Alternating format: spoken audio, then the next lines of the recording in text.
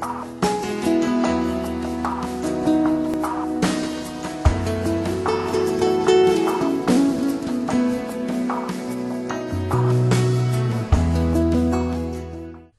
name's John. I'm going to be doing my testimony for you tonight. Before I get started, I would like to take this opportunity to thank everyone who's tuning in on YouTube or wherever this video might take your download endeavors. But I'm making this video mainly for my small group. This is going to take about 10 minutes, but I think that all the words that get out are going to come out easily understandable. And another reason I'm doing this is because nobody's around. There's just me and my camera and a light, of course, so that you can see my face. But I'll just start by talking about some of the things that happened in my life when I was little, before Christ came into my life.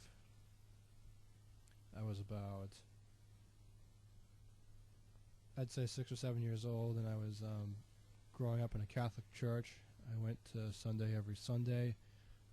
Mainly at that point in my life, it was because my dad wanted me to continue to go for quite a while, and we had that relationship where we just went to church every Sunday. And of course, those of you that grew up in the Catholic Church know what CCD is, and I went through a lot of Catholic rituals up until I was about a sophomore in high school. And you know, there was a time in my life where I thought that I was going to make a lot of friends, and I thought that I was just going to get along great, and no matter how goofy somebody is, I just thought that I'd be able to get along really well.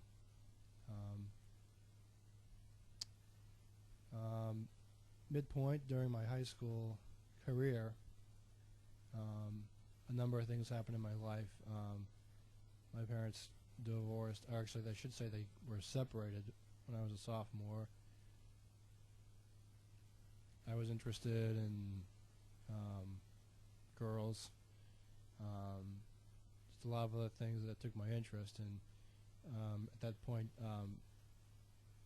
through no fault of my own, God was just very far from my interests and my pursuits and my passions.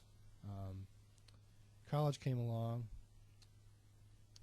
so for the next 3 or 4 years or so, I was very reluctant to meet people, and I would struggle for the next 4 years of trying to fit in. And I'll admit that even as a Christian now, to today, that still is a struggle. But really back then, I just really wanted to just fit into whatever people were doing, and if they were drinking, I wanted to do it. If they were making out, I wanted to do it. If they were flirting, whatever it was that was current in the day, I just wanted to do it. So that kind of was my, I guess it ended up being my mission in life for the next 4 years or so. And then about my second semester in college, I went to Berklee College of Music to become a songwriter. I ended up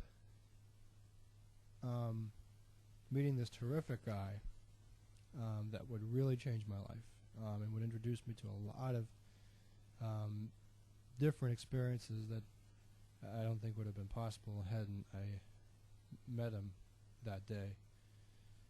So it began where I ended up going to a drinking party, which really was nothing more than a few girls hanging around in a dorm watching Beverly Hills 90210, which I guess was a popular television show at that time.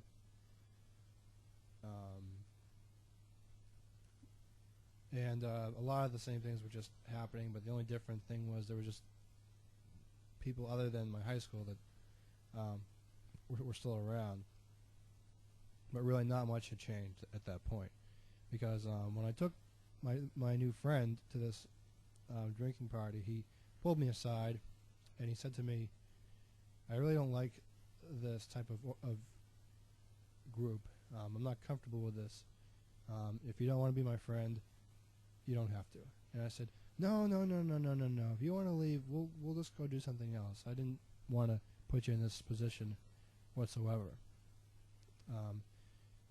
Well, about a half hour later, I ended up going to rather a different kind of organization, much different from the drinking scene that I had seen over the years. And it was really, when I look back on it, it was really a breath of fresh air, because the type of group that I went to was not drinking at all. In fact, there was singing and praying, and that was actually the first time I ever heard of a group that would ask for prayer requests. I was in shock, really, at that first meeting. I really didn't know what to do. I do remember one girl who will remain nameless gave a really incredibly big smile, and among many things, that was the first step that really would make me comfortable with this group. Now, how I got saved was incidentally on a Super Bowl night. We had gone to, at that point now, I had two really close friends that amazingly just really cared about me and really wanted to look out for me, and even to this day, both of them, I'm sure, would what's the word? Give up their life for me if they had to. So we were just walking from, I believe at the time it was Beacon Street, and we got into talking about a lot of different things, and before I knew it, they were asking me questions that I had never really heard outside of a Sunday before. And they asked me, one of the guys said, "Have you ever heard of the Gospel of St. Matthew?" I go, "Yeah." So that led to a little bit of some conversations about how I was told that how Christ would change my heart and change my vision and change. Actually, no, it wouldn't change my vision. It would actually give me a vision. My first ever vision would happen around that time. So as we got back to my dorm that night, they just bluntly asked the question, "Do you want to accept Jesus Christ?" And I said, "Sure."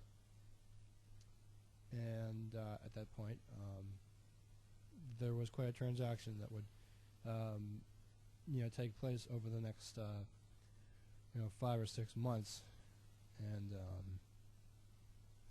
things just really began to change after that. As most Christians do when they get saved, I was obviously blessed with the gift to share the gospel and share with everyone what I thought Christ had done in my life. And of course, now when I look back on it, I understand that he really was doing some things in my life. He was filling up my heart. He was filling up my soul with this amazing aura that he would continue to use to this day. As a result of this transaction, I ended up being a lot more nicer to people, and I think I also became very excited about life. And later on, that year or a year or two later, I think he would also use my mother to bring a studio that I could use to write music, but not just music. It would be music for the Lord. Now, of course, at the time, I did not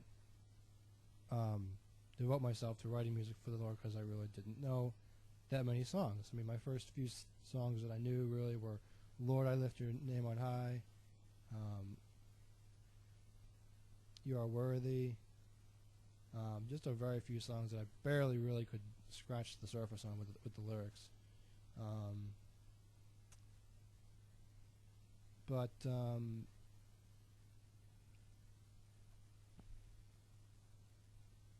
gotta have a pause here to really remember what happened after that.